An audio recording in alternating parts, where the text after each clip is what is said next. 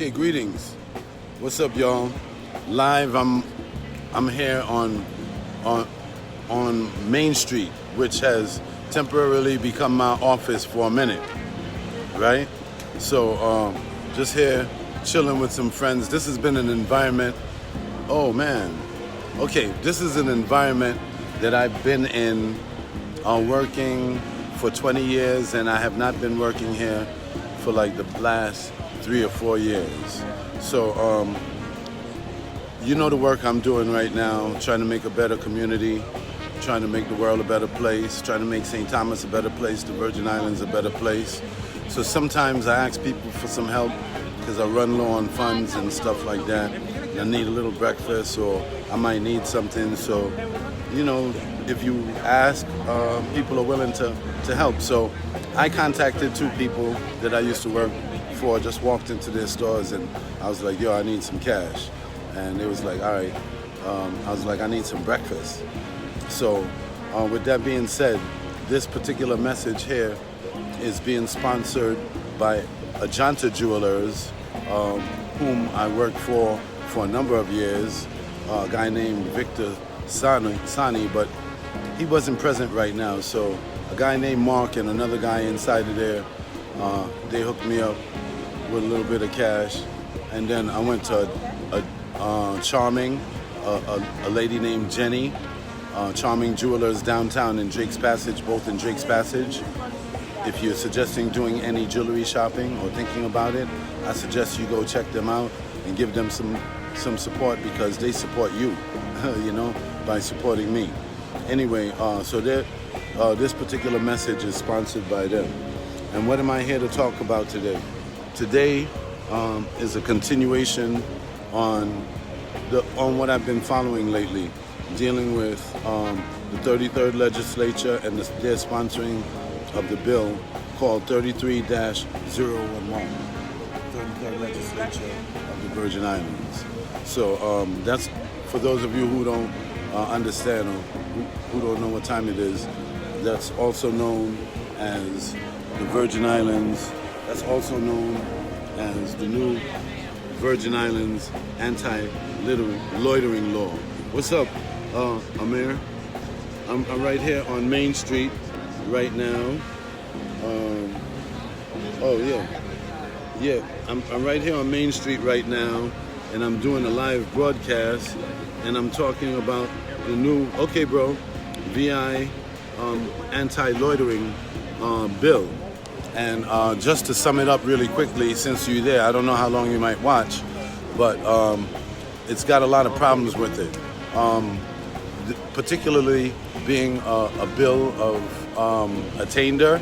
A bill of attainder is where a government imposes a punishment upon a person or a group without due process, without a trial, and that's basically. I mean, I guess they'll be offering you a trial, so that's kind of, kind of picky right there, but it's still.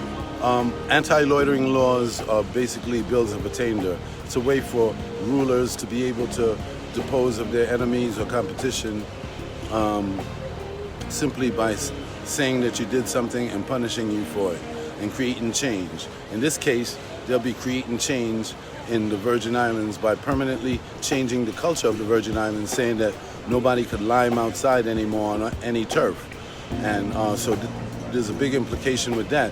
Also, there are constitutional concerns, such as the right to peacefully assemble and to petition. Right now, what I'm doing is a First Amendment right, but part of the First Amendment is to be able to petition the government with the redress of grievances. And that's what I'm doing right now, publicly on Main Street. So what's up, Afia? I hope I didn't mess your name up, but it's always, I noticed you've been joining my live streams lately. I appreciate you coming on. But anyway, so it's a continuation of that, and I gave you an update yesterday, I believe it was, on what I had done in the past couple days, but now I want to give you an update as to the actual written law, which I have on my computer right here. So like I said, I temporarily set Main Street up as my office, right? in the middle of things. So what I'm going to attempt to do now is scroll down. Let me see.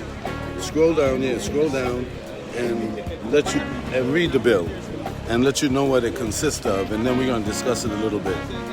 March 1st, 2019. So apparently, according to the press releases, Governor Bryan says that after the Flotopia shooting in St. Croix, where 6 people were shot, the next day he went on record as saying that he supports the bill. And then it went to, committee, and then committee of the whole voted upon, and then it was passed through the legislature. So now here's the actual thing. It's an act amending Title 14 Virgin Islands Code, Chapter 60, Section 1191, relating to strengthening the loitering law and increasing the penalty for loitering. So they say they want to increase the penalty for loitering because too many people are getting shot and there's too much gun violence, right? So that's supposed to be their reason for wanting to do that. So we're going to see if that makes sense or not. So it's proposed, it's sponsored by Senator Novell E. Francis Jr., right?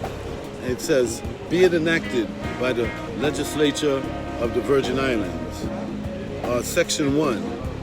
It says Section 1, Title 14, VI Code, Chapter 60, amended by striking the existing Section 1191 and inserting a new Section 1191 in its stead. 1191, subsection 1191, loitering defined, punishment. A person commits the crime of loitering when the person, 1, lingers, remains, or prowls. So we got to get that definition. Prowls in a public place for the purpose of gambling with cards, dice, or other gambling paraphernalia. 2, lingers, remains, or prowls in or about school grounds or college or university buildings or grounds, remains in or enters a school bus as defined in 20 VI Code, subsection 377A. Not having any reason or relationship involving custody or responsibility for a student or any other legitimate reason for being there, and not having written permission from anyone authorized to grant permission. So you could simply be on a college campus, not know anybody that's there, not having custody of anybody that's there. So you'd be considered loitering, and you'd be liable to the penalty of loitering for up to 1 year if accused, and $5,000 according to this bill. So the next section is 3. Lingers or remain in a public place for engaging or soliciting another to engage in prostitution. Okay. Number 4. Lingers or remains in a public place for the purpose of unlawfully using or possessing a controlled substance. So I guess you would just add that on to any controlled substance charge, because if you have the controlled substance, you definitely get charged for that. But the loitering charge would be in connection to buying, distributing, or consuming. So you get that extra charge too. You're not charged separately. Well, you're charged separately for that, but it's in conjunction. So it's like a redundancy almost. And 6, lingers or remains in or about any public building or facility, including a federal or local government building, place of business or worship, transport facility, hotel, or guest house without apparent legitimate purpose or business therein, and in doing so obstructs or interferes with the legitimate business of another person, or intentionally annoys or harasses such other person. Number 12, B. Among the factors to be considered in determining if a person is loitering are that if a person takes flight upon the appearance of a law enforcement officer. So listen to this. It says among the factors to be considered in determining, so I'm guessing that this is their probable cause that they're probably. So if I'm here and I see an officer coming towards me, if I take flight upon the appearance of the law enforcement officer, then I guess I must be loitering. It's one of the things that they'll consider, right? Okay, 1. 2, refuses to identify himself. That's number 2. And 3, manifestly endeavors to disguise or conceal himself or any object. So let's deal with the first 3. 1, I could just be sitting here, and if I see a law enforcement officer and I take flight upon watching the law enforcement officer, that's one of the things that one of the factors that they'll use to determine if I'm loitering or not. 2, if I refuse to identify myself. So I'm not sure if you guys are aware, but you don't have to identify yourself to anyone. It is your right to remain silent if you wish. If a law enforcer speaks to you, because the very act of you engaging in conversation with that individual in uniform that identifies himself or herself as such is a form of you're actually contracting with that individual, and the law enforcer has the right to attempt to contract with you, and you have the right to shut that individual down. Besides, you can plead the fifth if you want to, and you'd be covered. You're constitutionally covered should you decide you do not want to answer the questions of that law. So that's the first violation of the Constitution right there, and also the Organic Act of 1954, Section 3, where it clearly states that, what am I talking about? That, well, it violates due process. I don't want to say the wrong thing, and I think I lost my train of thought, and I don't want to continue in the wrong way. But anyway, you have the right to.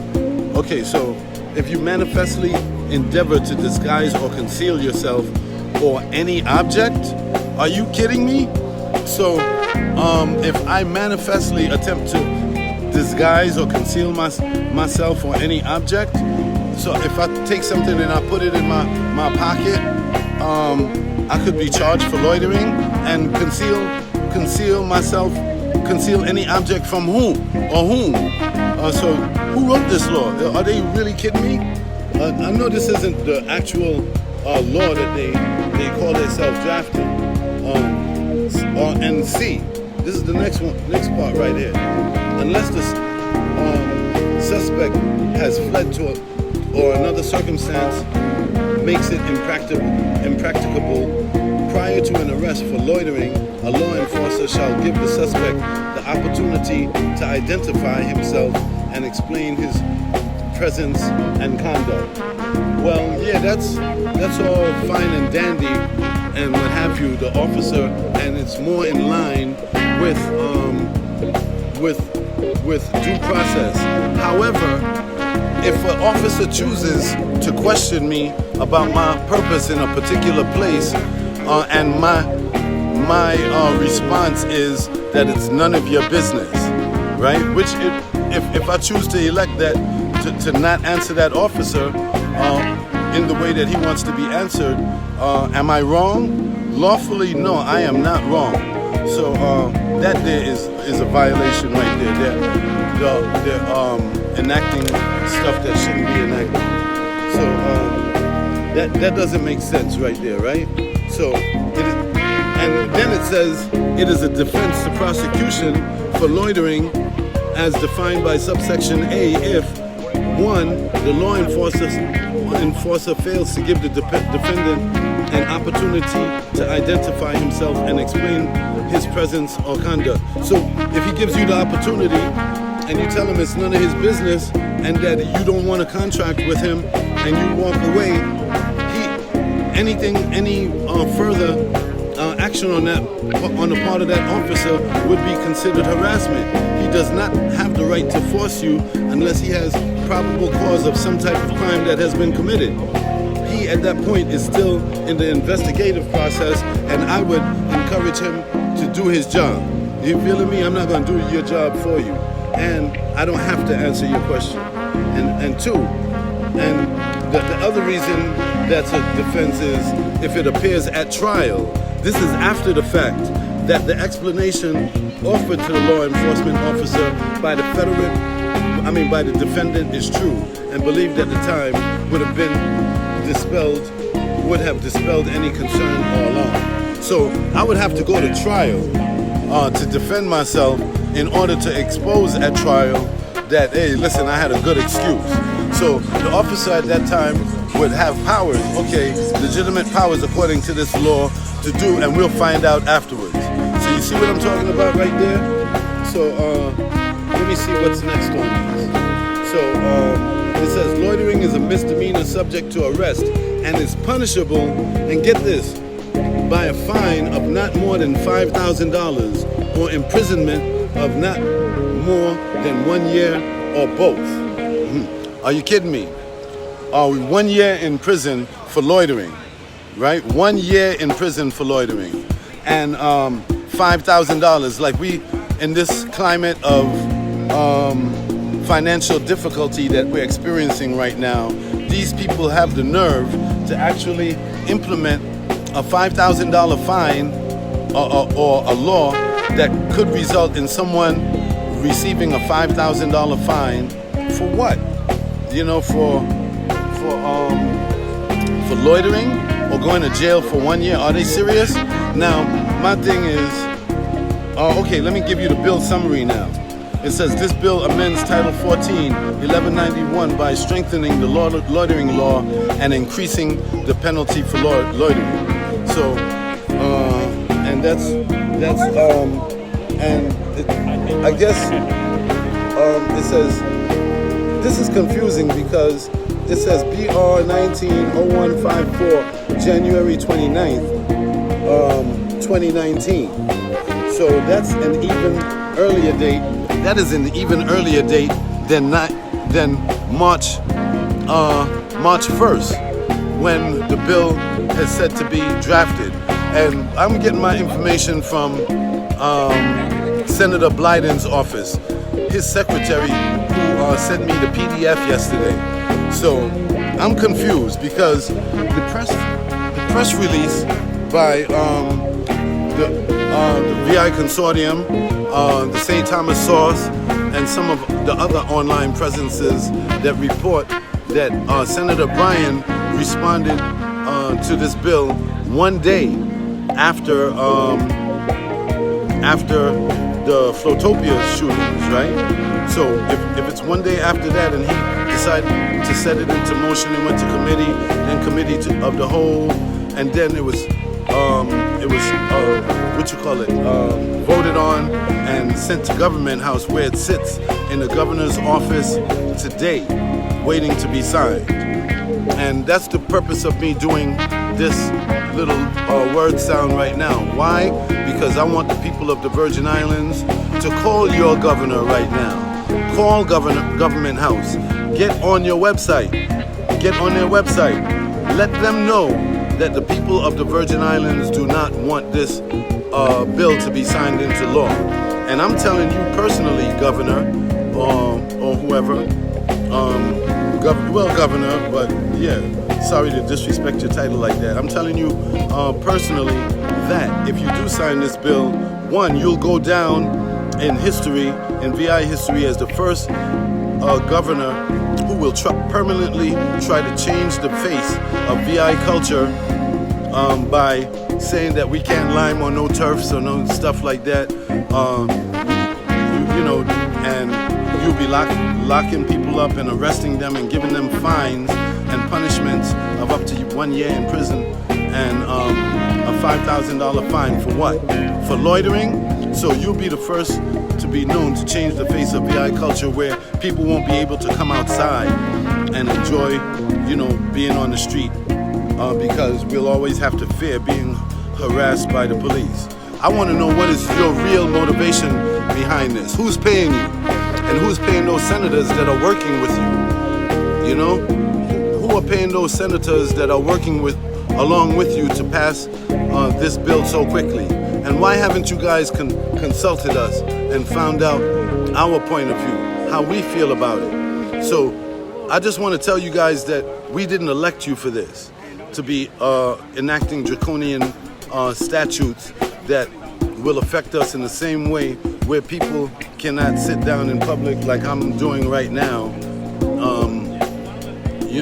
for fear of some type of prosecution. And I reject your excuse that because it's for gun violence. I think you guys have other things. I think that in mind. I think that the people that you're working in the interest of wants to pave the way for several things like the dispensary interest, you know, not having competition on the street, you know, for selling weed. And also, I think that because if you look at the main street right now, Main Street is being fixed up, you know, major project. And they're not doing it for us. They're not doing it for us. They're trying to set it up so that the promoters downtown will no longer be able to promote. So this is nothing really different than a resurfacing of the Barker bill that I shut them down on several years ago coming up. So they're not doing it for us. The Chamber of Commerce, Historic Society, all of those people who, India Association, goes all on and on. These are the large money interests, along with, you know, Royal Caribbean and certain cruise ship companies and whatever. They probably want to, you see all these stores that are closed down the street? You know what they probably want to do? They probably want to put a Tiffany's there, or Lloyd's of London, or, you know, what have you.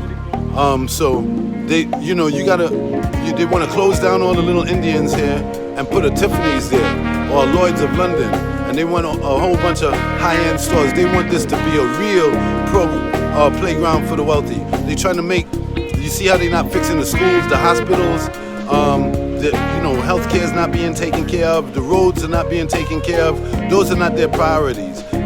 Things are getting harder for us here in the VI, and the local population is moving out, and we're getting brand new faces moving in all the time who come here with resources that are able to take care of themselves. And I'm not hating on them one bit. You know what I'm saying? Ain't nothing like a few fresh new faces around the place. That's good new energy. But what I'm upset with is that our people cannot afford to live here anymore, and our quality of life is declining. And anybody who lives here can afford to come and live here and visit better than us, you know. And they're trying to take care of us with some of these little draconian laws. And I'm standing at the gate, and I'm not going to let it happen. So I encourage everybody that's able to see this video right now, share it with your friends, and call up Government House right now, because the governor hasn't signed it yet into law, but he's planning this week to call him up and let him know that by this move, he will ensure that he becomes a one-term governor. We're already mad at him for things like WAPA and for other things, you know. So, but by this movement right here, he will definitely ensure it. And I will personally sue the Virgin Islands and every senator that supported it, and I can prosecute it myself. I'm self-taught at law. Try me if you don't believe me. And I can get the support, I'm sure, of several local attorneys to help me and guide me in this. We'll make a big class action suit on behalf of the people, good morning, on the island who this affects once you pass it into law. And I'll just make it an issue so that you'll have multiple civil rights abuse cases on your hands that you will have to defend yourselves against in federal court. You feeling me? So go ahead, make your move if you dare, because I will definitely be a perpetual thorn in your side. And thank you for the love, Julie, and how everybody else could help. Share this message on every platform that you could.